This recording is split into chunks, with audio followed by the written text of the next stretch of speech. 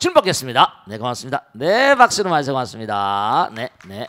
스님 안녕하세요. 네, 감사합니다. 저는 네. 59기 박범력행입니다. 네, 고맙습니다. 네. 오늘도 이렇게 스님의 법문을 듣게 됨을 영광으로 생각하여 고맙습니다. 질문드리겠습니다. 네, 감사합니다. 네. 스님께서는 허공이 부처님이고 네. 두두물물이 부처님이시다라고 자주 말씀을 해주시는데요. 그렇죠. 네. 성철 스님께서는 왜 산은 산이고 물은 물이다라고 말씀을 하셨는지 네네. 궁금합니다. 네. 박수 많이 고맙습니다. 네, 맞습니다. 네. 자, 산은 그게 산은 산이고 물은 물이로다. 그 한 줄만 된 게 아니라 그 성철 스님 그 말씀하신 내용은 뭐냐면 원래 오등회원이라고 선오록을 다 모아놓은 그런 집대성한 어떤 그런 그 오등회원이라고 책이 있어요. 해명 스님이 전부 다 송나라 때 중국 송나라 때 그 전부 다 그 정내놓은 겁니다. 근데 청원 유신 선사라고 이른바 임재종의 황룡파의 어떤 스님이 계셨어요. 그 이 스님이 뭔가 하니 원래 원어는 이랬습니다. 30년 전 내가 참선하기 전에요. 세속에 살 때 참선하기 전에 아니면 열심히 수행하기 전에는 산은 산이고 물은 물이었다. 근데 내가 이른바 말하면 어딘 스님 모시고 열심히 선법을 닦으니까 깨치고 보니까 산은 산이 아니고 뭐라 물은 물이 아니더라. 깨치고 보니까. 근데 그 다음에 더욱더 열심히 정진하다 보니까 확철대오를 하고 보니까 산은 산이요 물은 물이로다 이런 뜻이에요. 자, 세속에 할 땐 산은 산이고 물은 물이었어요. 근데 선법을 닦으니까 그다음 뭐라? 산은 산이 아니고 물은 물이 아니잖아. 왜냐? 그 산이 영원히 거기 있는 건 아니거든. 그 물이 영원히 거기 있는 건 아니잖아. 상전벽해가 돼서. 그래 안 그래요? 아니 지구도 깨질 날이 있다 없다. 아까도 말씀했지만 사람도 이게 물거품 같은 존재라고 그러잖아요. 금강에 염몽환포영 그러잖아. 물거품 같은 존재. 그저 기껏해야 80년 살다 100년 아까 있잖아요. 정말로 문자 그대로 인생이 불만병이라 우리가 100살도 못 살고 죽는데 상해 뭐라 천세 오라 그냥 항상 1000년 살 것처럼 걱정한다는 거 아니에요. 그러니까 아무리 그래도 우리 인간은 언젠가 떠나게 되는데 지구라는 별도 뭐라 부처님 말씀에 따르면 지구라는 별도 뭐라 언젠가 뭐라 물거품처럼 사라진다는 거예요. 물거품처럼 사라진대. 네, 그렇습니다. 그러니까 산은 산이고 물은 물은 우리가 지금 보는 산은 산이고 물은 물이에요. 근데 보니까 이게 언젠가 다 사라지는구나. 산은 산이고 물은 물이 아니다. 근데 그런 줄 알았더니 계속 정진하다 보니까 바로 뭐죠? 부정을 통한 긍정이죠. 그러나 내가 현실을 살아갈 동안은 뭐라? 현실 가운데 또 영혼이 있어야 되는 거예요. 있는 그대로 바라보면서 현실을 긍정하면서 뭐라? 영혼을 가는 거예요. 그래도 산은 산이고 물은 물이로다. 그러니까 맨 앞에 나온 산은 산이요 물은 물이로다 하고 맨 끝에 나온 산은 산이요 물은 물이 아니라는 전혀 뭐라? 패턴이 다른 거야. 처음엔 물질만이 다인 줄 알았잖아요. 그러니까 보니까 깨닫고 보니까 물질이 영원하지 않거든. 근데도 확철되어 보니까 그래도 현실은 현실대로 뭐라? 또 중요하다 이겁니다. 여기서 공덕을 닦아야 돼. 그러니까 우리 번뇌가 볼이라고 하는 거죠. 우리가 공기가 오염되게 되면 너무 싫고 그러잖아요. 그런데도 뭐예요? 먼지가 없으면 비가 내릴 수가 없거든요. 눈이 내릴 수가 없거든요. 우리가 번뇌를 재산으로 해가지고 번뇌를 바탕으로 해가지고 또 마음을 닦잖아요. 그러니까 현실은 현실대로 또 중요한 거니까 저 거부가 무슨 자기 재산 99%를 내놓고 중생들을 위해서 내가 뭔가 우리 딸내미가 이 다음에 사는 세상에서 좀 더 나은 세상이 되면 좋겠다 이런 거 말이죠. 그러니까 우리가 성불하는 것도 뭐냐? 이른바 중생이 없으면 부처도 필요 없는 거거든. 그렇지 않습니까? 중생이 없으면 부처도 필요 없는 거야. 그러니까 중생 세계에서 내가 몸과 마음을 갈고 닦는 겁니다. 아까도 우리가 십주분 할 때도 마찬가지잖아요. 몸과 마음을 다해서 여기서 최선을 다하고 이 무량 중생들 다 성불하도록 말이죠. 끊임없이 우리가 갈고 닦아 나가는 거. 그런 것들이 정말로 우리가 삶을 도모하는데 너무나 소중한 것이다. 그 사람들이 뭐냐면 네 그렇습니다. 그냥 뭔가 아니 현실을 너무 배관시하는 것도 나쁘고 무슨 말씀이겠죠? 또 현실은 또 너무 뭐라 유물론적으로 뭐니도 뭐니가 최고야. 뭐 이것도 또 문제가 있는 거예요. 근데 사람들을 보면 그냥 아까도 말씀드린 근심 걱정이죠. 뭐라 돈 버는 걱정 무슨 뭐 베라벨 걱정을 다 하잖아. 칭추낙동해라. 그래서 뭐예요? 그런 그 돈을 많이 번다 뭐 한다 이런 그런 잣대 세속을 사는 잣대를 뭐라 동해바다에다 던져버리고 나니까 도저히 주라. 정말로 그런 걸 다 던져보니까 진짜로 마음이 쉰다는 도리가 무엇인지를 알겠네. 이런 유명한 선시가 있습니다. 그러니까 우리가 세상을 살아갈 때 그렇잖아요. 뭐 범소유상이 개시허망이니 금강에 나오잖아요. 무릇 눈에 보이는 모든 상이 허망하다. 약견재상 비상이면 모든 만상을 바라볼 때 거기 안에 이면에 거룩한 확철대오하고 보면 현실이 다 중요해요. 즉견열애이라. 그러니까 우리가 삶을 살아가면서 꼭 중요한 게 뭐냐면 현실을 정말로 배관시하고 부정할 게 아니라 현실 속에서 우리가 어떻게 살아갈 것인가. 확철되어 보니까 보살심으로 정말 무량중생들 제도하고 근심 나도 몸과 마음을 갈궜다고 영혼을 가는 그런 삶이 절실하다. 그런 내용입니다. 아시겠죠? 자, 다음 줄 받겠습니다. 네, 박수로 맞으세요. 다음 줄 받겠습니다. 네. 스님 안녕하세요. 네, 59기 서보술주입니다. 네, 고맙습니다. 네. 요즘 큰 스님과 함께 화엄경을 공부하면서 어려우면서도 환희심을 느낍니다. 네, 고맙습니다. 스님들께서 강원에서 꼭 공부하시는 중요한 경전이라고 들은 기억이 있는데요. 네. 중국이나 일본 같은 다른 나라에서도 우리나라처럼 화엄경을 중요하게 여기고 공부하는지 궁금합니다. 네, 박수로 맞으세요. 고맙습니다. 네, 네, 그렇습니다.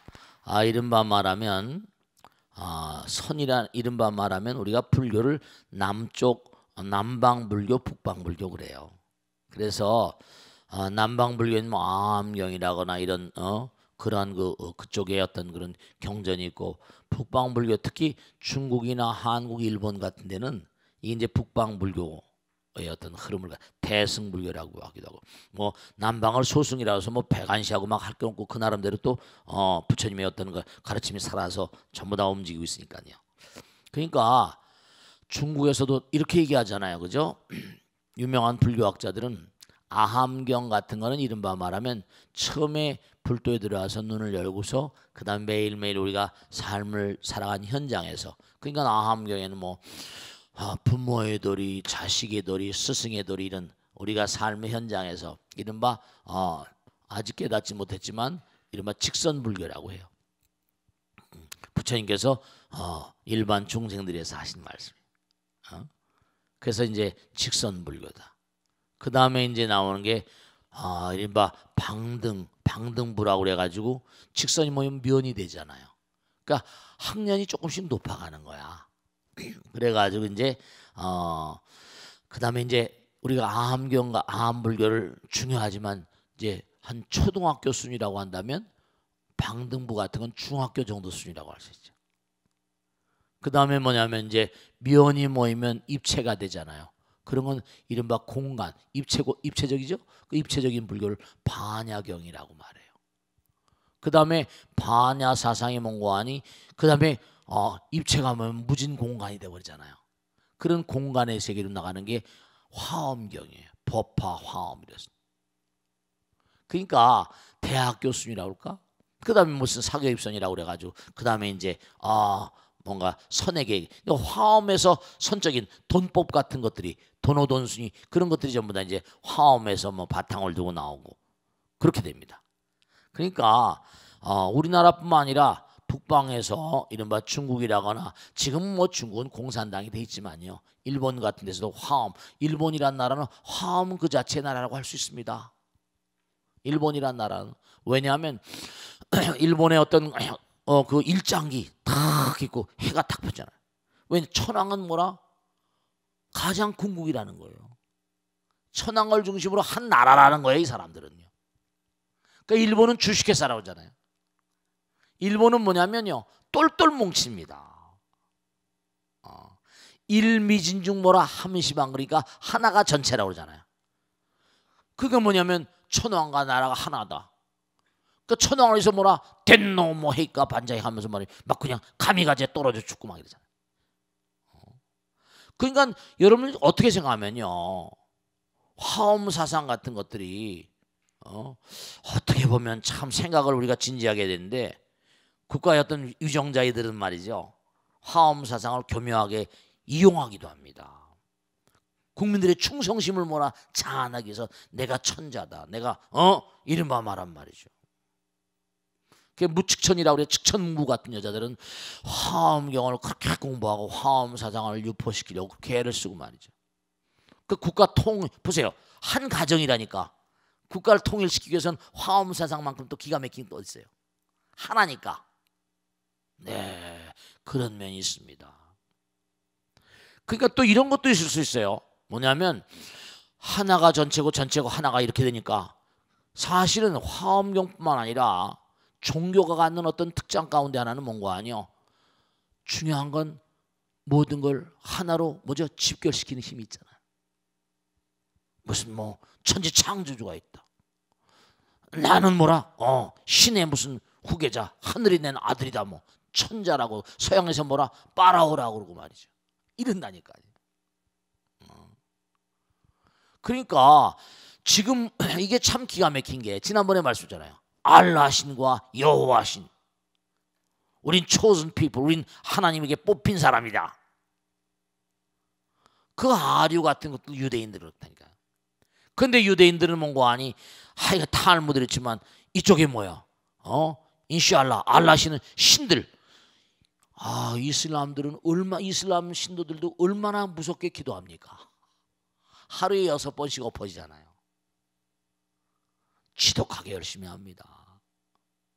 근데 인시알라 그 힘을 모아서 전쟁을 하잖아요.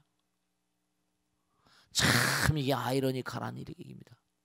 그게 마음을 다스리고 전쟁하지 말라고 그랬는데 이 위정자들은 뭐라, 그걸 이용해 가지고 이른바 말 자살폭탄을 행하게요. 자살폭탄 같은 걸 보면요, 일본의 가미가제하고 뭐 차이가 나는 게 있습니까? 비행기 타고 가서 막 진주만을 공격해대고 말이죠. 자살폭탄 하잖아요. 지금 아랍 사람들은. 그래 안 그래요? 네, 그럽니다. 그게 종교가 뭔가 위정자들에 의해서, 종교 직업인들에 의해서 이게 잘못되고 싸움하라고 한 게 아니거든요. 그런 측면이 있습니다. 일본은 완전히 화엄의 나라예요. 똘똘 뭉치잖아요. 참 여러 가지로 이 종교가 우리의 마음을, 부처님의 거룩하신 가르침인데 사회를 순화하고 집단화시키고 이런 건 다 좋은데 위정자들에게 잘못 이끌려 가지고 문제가 나고 막 목숨을 던져야 되고 자살폭탄하고 이런 것들은 너무 안타까운 거죠. 정말 안타까워. 정말로 말씀이죠. 많이 생각할 점이 있습니다. 보세요. 익명 게시판에 올라온 사연입니다. 스님, 저는 30대 초반의 여성인데요. 조금만 떨리거나 흥분해도 손이 덜덜 떨리고 호흡이 가빠지고요. 이 자율신경, 이런 분은 자율신경 실조증이라고 해서 이거 마음이 좀 뭔가 취약하신 모양이네요. 무엇보다 얼굴이 뭐라 홍조증, 얼굴이 빨개지는 고민을 가지고 있습니다. 특별히 병이 있는 것도 아니어서 아무리 검사를 해보고 한약을 먹어도 좀처럼 좋아지는 않습니다. 이 사람이 심약한 사람이네요. 수행을 좀 해야 됩니다. 예전에 저와 비슷한 증상을 가진 여자 주인공이 나온 영화도 있었는데요. 그 배우야 실제로 키도 크고 몸매도 멋지고 외모도 얼굴이 빨개진 것 외에는 예쁜 분이었지만 실제 생활은 영화처럼 낭만적이지 않습니다. 학창시절에 남자아이들에게 놀림도 많이 받았고요. 그러다 보니 성격도 점점 소심해져서 지금도 주위에서 과묵한 친구라는 소리를 많이 듣습니다.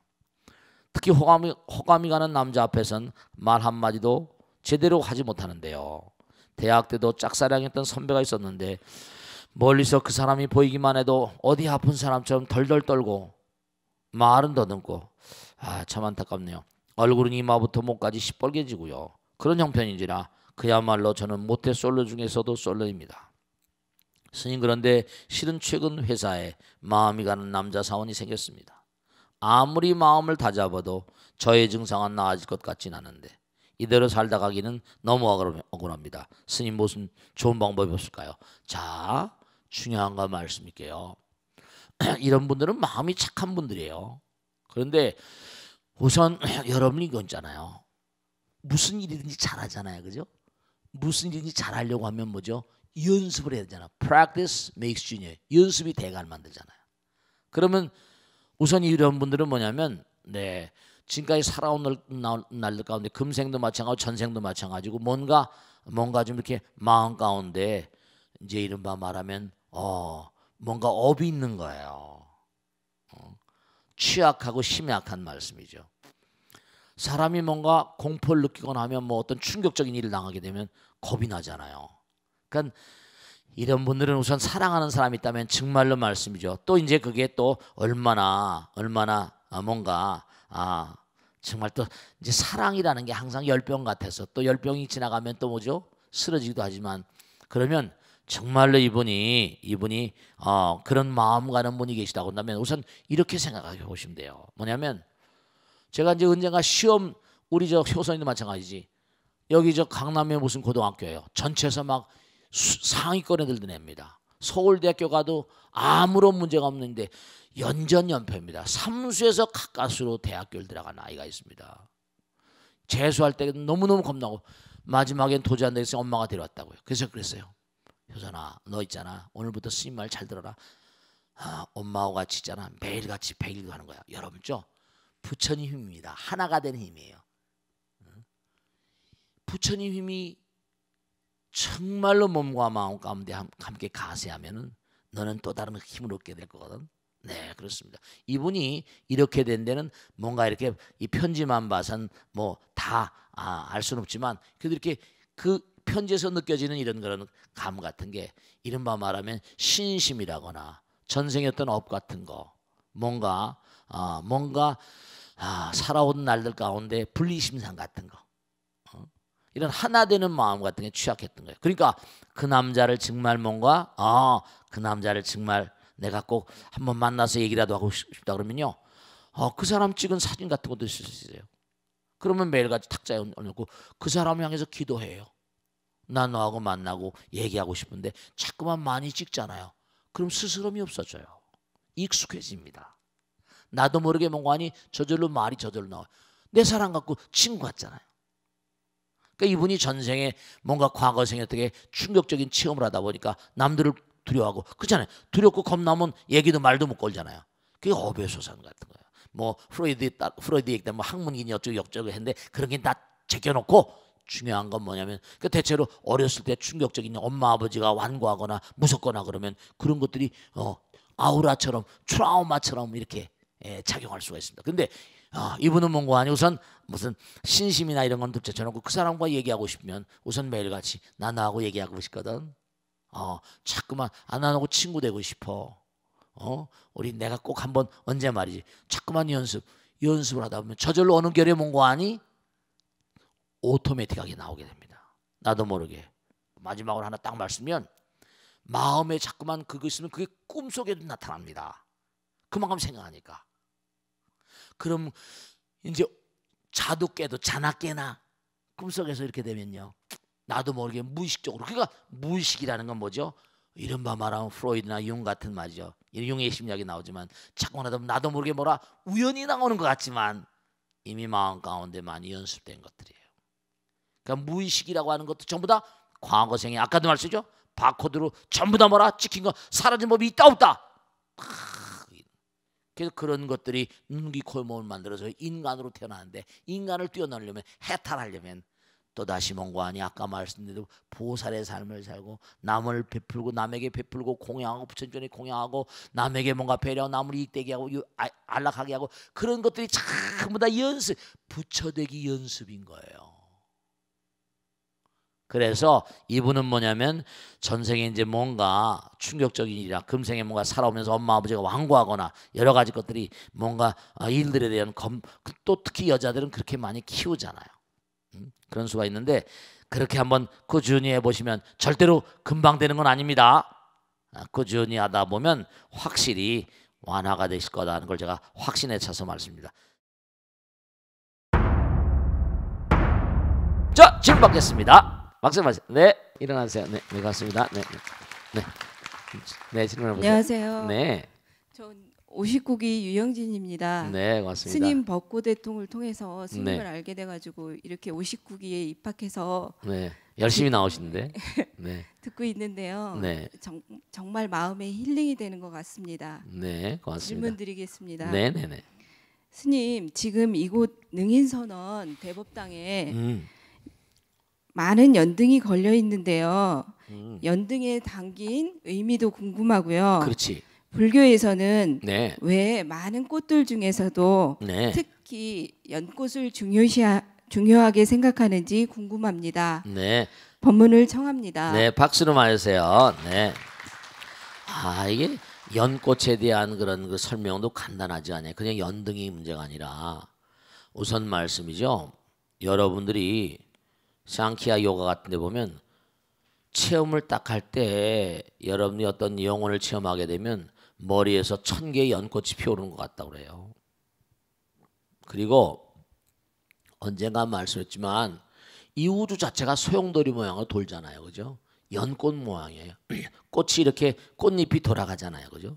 꽃이 중심에서부터 이렇게 돌아가죠. 그죠? 꽃잎이 쫙 이렇게 소용돌이 모양입니다. 근데 아주 또 중요한 건 연꽃이라는 게 참 묘해가지고 그게 더러운 연못에 피거든요. 그죠? 더러운 연못에 아주 정말 뭐라 그럴까 늪 같은 연못에 피어요. 근데도 그 연꽃이 말이죠. 너무 꽃이 예쁘거든요. 아무것도 거기 묻질 않아요. 연잎에 이렇게 물방울 떨어뜨리면 연잎이 또르 구르잖아요. 그죠? 참 오염이 안 되는 거예요. 그러니까 이 연꽃에 대한 어떤 그런 그 품성, 연꽃이 가지고 있는 어떤 그런 그 뭐랄까요? 특징이랄까? 그런 것들에 부처님께서 주목을 하신 거죠. 부처님께서 백년화, 홍년화, 청년화를 보라 이러셨거든요. 더러운 늪과 더러운 연못에 피지만 더러움에 물들지 않는 우리가 사는 세상이 여러 가지로 막 잡동사니들이 많이 같이 있잖아요. 그런데 물들지 않는 정말 더러운데 뿌리를 받고 살지만 전혀 더러움에 물들지 않는 연꽃의 어떤 삶을 배우라는 거죠. 우리가 세상을 살면 정말 그래요. 여러분 저 범성동거라 이 세상엔요 천사와 악마가 동거를 해요. 왜냐하면 다 이 첫째로 뭐냐 하늘나라에서 귀양 온 사람들 여기 살고요. 천사들 하늘나라의 문관이 공주님도 여기서 공주과도 여기 태어나고요. 그 다음에 참 문관 지옥에서 아기 뭐 축생볼 샀다 뭔가 살다가 또 지구에 오기도 하고요.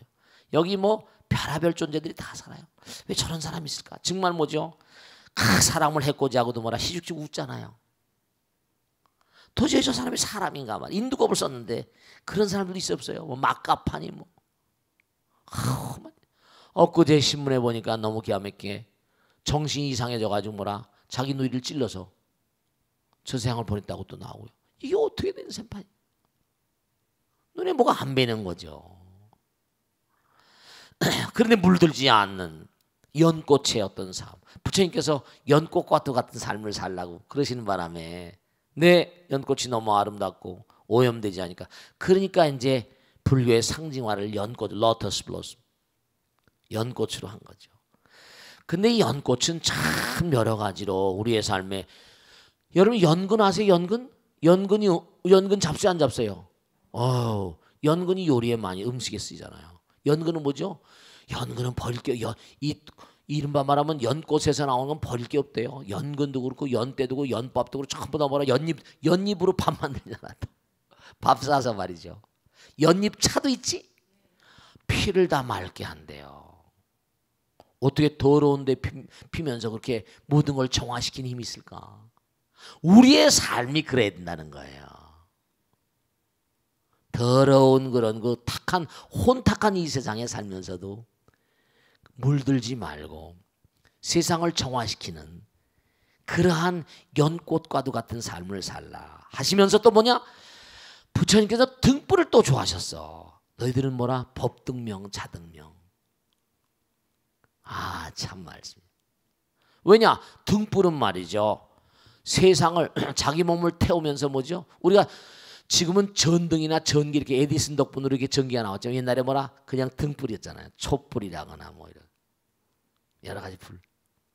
불은 뭔가 아니 네. 응? 촛불 절에 촛불 켜거나 뭐 등불은 자기를 태우면서도 뭐죠? 땀방울을 뚝뚝 흘려요. 초 같은 것도. 그 많은 사람의 빛을 선물하잖아요. 그런 사람이 되라는 거예요. 연꽃에다가 플러스 등불이죠. 연등이죠. 그러니까 연등 행렬을 하잖아요. 밤에 연등 행렬을 하잖아요. 네, 그렇습니다. 연등 행렬을 해요. 그러니까 우리가 삶을 도모하면서요. 이렇게 법당에 연등을 밝히는 게 1년에 한 번이잖아요. 한 번 그동안에 잊어버렸던 부처님의 뜻을 생각하면서 혼탁한 세상을 살면서 내가 얼마나 연꽃과도 같은 삶을 살고 등불과도 같은 삶을 사는가. 홍련화, 청련화, 백련화. 그걸 다시 한번 돌이켜보자는 거예요. 한번 돌이켜보자. 그래서 초파일 부처님 오신 날 몽고하니 네. 연꽃을 밝히면서 연등을 밝히면서 한번 나를 돌아보고 정말 세상의 등불이 되기를 그 소원을 하자는 의미를 담고 있죠. 여러분 한번 스스로 제가 항상 드린 말씀이죠. 나는 얼마나 세상의 등불인가 연꽃인가 그런 거 생각해 보자는 거예요. 그러니까 우리가 꼭 생각해야 할 게 다른 게 아니라 우리가 이 땅에 온 건 뭐죠? 미션이 있다고 그랬잖아요. 부처님도 뭔가 아니 천상천하 요독존 아까도 말씀했죠? 왜 우린 천안통 하늘나라의 모든 세계를 볼 수 있는 눈이 열리고 천이통 신족통 이런 게 왜 있냐? 너희들은 우주의 아들이고 딸이라는 거예요. 수행만 하게 되면 그게 다 열리는 거거든요. 우리 지금 너무 먹고 살기 힘들고 바쁘다 보니까 시간을 많이 낼 수가 없단 말이에요. 시간을 많이 낼 수 없는 게 이게 너무 안타까운 거지. 그 옛날 부처님 당시는 뭐냐면 지금처럼 직업도 분화가 안 되고 그죠? 부처님 제자들이 뭐라 승단을 위해서 수천 명씩 기원정사에 살면서 말이에요. 걸식 다니고 하루 온종일 무슨 뭐 지금도 스님들 근데 스님들이 뭐냐면 수행자들도 마찬가지예요. 그러면 자기가 스님이 됐으면 몸과 마음을 다 불살라서 정말 말씀이죠. 그게 다 하면 되게 돼 있는 건데 근데 그게 쉬운 일이 아닌 거죠. 그러니까 우리가 세상을 살면서 명심해야 될 게 내가 이 땅에 온 미션은 무엇일까? 사명감. 연등은 우리들에게 사명감을 일깨워주는 것이다. 세상에 등불이 되라. 세상의 혼탁과 어둠을 걷어내는 연등이 되라. 한번 가슴에 손을 얹고 한번 스스로 생각해 보는 거예요. 이게 듣고 말아만 버리지 말고 난 얼마나 세상을 밝히는 등불인가. 난 얼마나 뭔가 아니 정말이 혼탁한 세상에 살면서 이 세상을 정화하는 연꽃인가.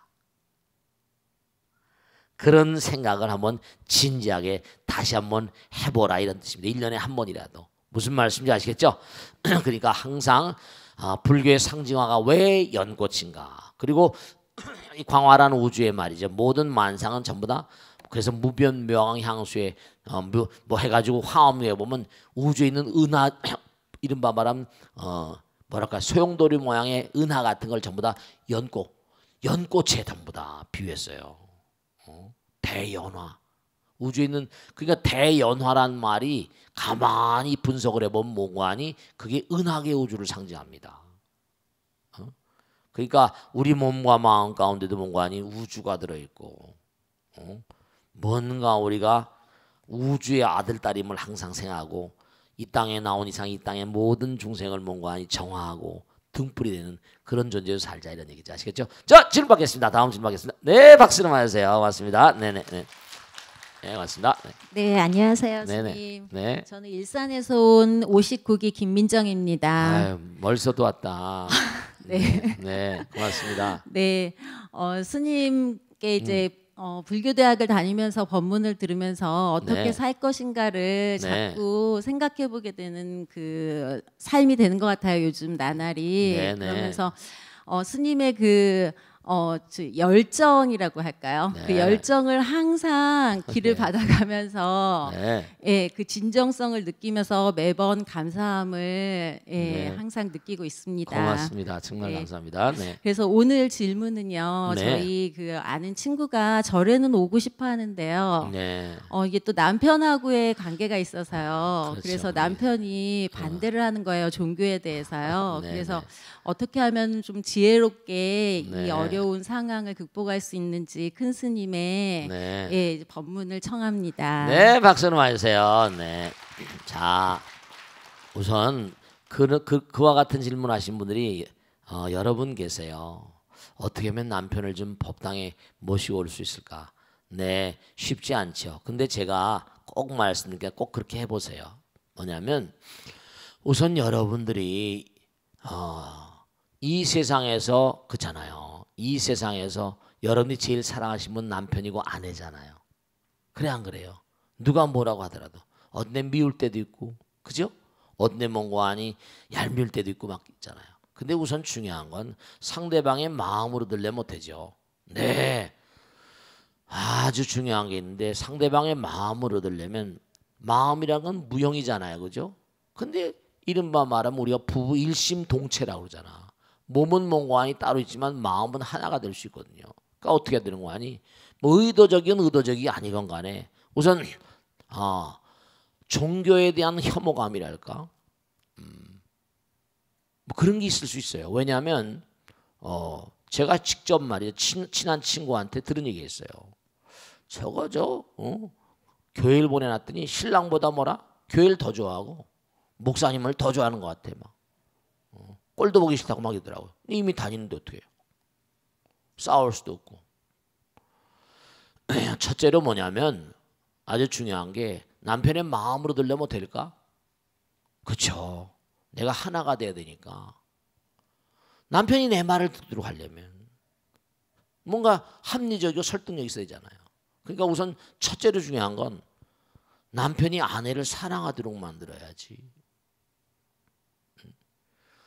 아내를 사랑하지 않고 뭔가 아내 말을 잘 듣지 않으면 아무리 콩으로 매줄 쓴다 하더라도 믿어요 안 믿어요? 안 믿어요. 같이 살면서도 여러분 그런 거 있어요. 그죠? 지난번에 어떤 잡지에 나온 거 보니까 같이 살면서도 아유 정말 너무 안타깝지. 뭐라고 했는 거 아니? 이렇게 대답했더라고. 당신은 지금 뭔가 아니? 당신의 가정생활에 만족하십니까? 그랬더니 남자 여자 서울 시내에 있는 무슨 무슨 대기업의 중견 사원들 100명을 상대로 해서 앙깨들 돌렸대요. 근데 뭐라고 나오는 거 아니? 남자들 경우 놔두고 여자들 가운데는 이건 안타까운 거지. 60 몇 프로가 70% 가까운 숫자가 기회만 닿으면 여유만 닿으면 이혼하고 싶다라고 대답한 사람이 70% 육박합니다. 가정이 고장나 있는 거죠. 그런 가정에서 어떻게 아내와 남편이 하나가 되는 걸 바라겠어요. 그리고 뭐냐면 거기 보면 이른바 지방 출장 갔을 때 그러니까 무기명이니까 지방 출장을 갔을 때 뭔가 아니 외도를 한 경험이 있습니까? 라고 질문을 했더라고요. 그랬더니 너무 놀라운 게 그러니까 남정네들도 문제가 있죠. 예스라고 대답한 사람들 아마 100% 다 진실 얘기 안 했을 겁니다. 그것도 60%가 넘어요. 이게 너무 노출이 성에 많이 너무 노출돼 있으니까. 그러니까 이게 서로 믿지를 못하는 거예요. 그게 뭐 그러니까 그 누가 아내가 벌써 눈치가 있잖아요, 그죠? 그래서 제가 말씀드리고 싶은 건 우선 몽고한이 사랑을 회복해야 돼요. 몽고한이 하나가 된 노력을 이제 과거에 중요한 건 우리 인간은 언제든지 잘못할 수 있거든요. 남편이건 아내건 간에 나의 최선의 진실. 여러분이 사랑이 뭔 줄 아세요? 사랑이 뭔 줄 아세요? 사랑은요 진실의 아들이에요. 진리와 진실 하나죠? 남편에게 최선의 진실을 다해봐요. 최선의 진실을 다하고 진리와 하나가 되는 최선의, 보세요. 아내에게, 남편에게 모든 진실을 정말 참되게 울면요, 그런 아내를 사랑하지 않을 남편이 있겠어요? 그럼요. 그 사랑은 진리의 아들이고 진실의 아들이에요. 진실이 깨지면 뭐라? 진실이 깨지면 사랑도 깨져버립니다. 그러니까 이혼 상담을 하러 항상 뭐라는 줄 아세요? 환멸을 느꼈어요. 그래요. 남편의 환멸 꿈이 깨졌단 말이에요. 유리가 깨지면 다시 붙일 수 있어요? 그래서 제가 당부드리는데 어떻게 하면 사랑을 회복할까? 정말로 몸과 마음을 다해서 다시 한번 몽고하니요. 네, 제가 그럽니다. 유리는 깨지면 못 붙여. 내 마음은 말이야 유리가 아니거든. 마음은 참으로 미묘해서 무상심시 미묘해서 마음은 씻어내면 말이야. 얼마나 이른바 말하면 죄무자성인데 죄라는 것도 무자성이야. 실다움이 없어. 마음이 불편합니다. 불편한 마음을 내놔라. 찾을 수가 없습니다. 이미 뭐라? 참에 맞췄다. 이미 죄는 사라졌다 이런 거지. 그러니까 정말로 남편과 아내를 뭐죠? 무차별하게 용서란 말을 써도 될지 이해란 말을 써도 될지 모르겠지만 우선 하여간에 이해하는 거예요. 그래서 내가 남편에게 정말로 최선의 진실을 다하고 남편에게 진심, 아까 진정성이라는 말 했네요. 참 좋은 얘기네요. 전 제가 무슨 부처님 말씀하면서 진심 그대로 진실 그대로 부처님 말씀대로, 그러니까 오히려 뭔가 아니 더 강하게 이렇게 뭔가 마음이 느껴진지 모르겠죠. 그냥 뭐 꾸밀 게 하나도 없잖아요. 그죠? 그냥 뭐 부처님 말씀대로 나의 삶 그대로 진실 그대로. 그게 뭐냐면 가식이 아니고 아내와 남편에게 최선의 진실을 회복해야 됩니다. 그래서 남편이 우리 아내가 정말 나밖에 모르는구나. 우리 아내가 우리 남편이 정말 나밖에 모르는구나. 그렇게 몽고하니 인식을 하도록. 왜냐하면 마음과 마음은 통하거든요. 소통이란 말 하잖아요. 불통은 안 되죠. 그 왜냐하면 뭐 대통령이 불통이라고 막 그러는데 혼자밖에 없으니 불통일 수밖에. 둘이서 소통을 할 텐데 쉬운 일은 아니죠. 어쨌든 간에. 그러니까 뭐냐면 소통. 그렇죠. 오랜 세월 그렇게 살다 보면 또 보면 배울 수 있죠. 또 남에게 배신도 많이 당하고 말이죠. 그러면 뭐 안타깝죠. 어쨌거나 간에 하나가 되는 걸 하나가 되지 않으면요. 왜냐하면 그동안에 아내에 대한 선입관이 있거든요. 저 여자는 거의 다 낙인 이론, 사회심리학에 보면 낙인 이론이라는 게 있거든요. 저 남자는 저런 남자, 이 여자는 이런 여자. 사람은 떡고떡떡은 낙인을 찍고 과거에 자기가 가진 선입관 따라 보니까 이게 잘 융합이 안 돼요. 사람은 계속 변하는 건데. 그래서 상대방을 변하게 만들려면 시간이 많이 걸려요. 진심을 다하고 진정성이 있어야 되거든요. 하나가 돼야 돼. 진실은 뭐죠? 하나가 되는 거거든. 진리는 뭐예요? 모든 사람, 모든 만상을 하나로 만드는 위대한 힘이에요. 진리와 진실을 왜 우리가 숭상하는 거 아니? 나는 당당해. 목에 칼이 들어가든 당상해. 그 사람 진실하니까. 그러니까 뭐냐면 약사발 자 도망가십시오. 간술 매세요 그랬는데도 약사를 먹고 죽은 성자도 있잖아요. 그러니까 첫째로 뭐냐, 아주 중요한 게 같은 진짜로 믿음을 같이 해야 됩니다. 그래야지. 그러니까 우선 몽고하니 남편을 몽고하니 절에 나오게 이렇게 하는 그런 그 가치모가 나온다. 남편이 허락하지 않는다. 우선 하여간에 소박하게라도 아무리 속박한다도 집안에 박혀놓지 않잖아. 자기가 뭘 알고 자기가 공부하고 자기가 뭔가 자꾸만 하면서 지나가는 얘기로 말과 생각과 행동을 그렇게 보이면서 한마디 두 마디 있잖아요. 그렇죠?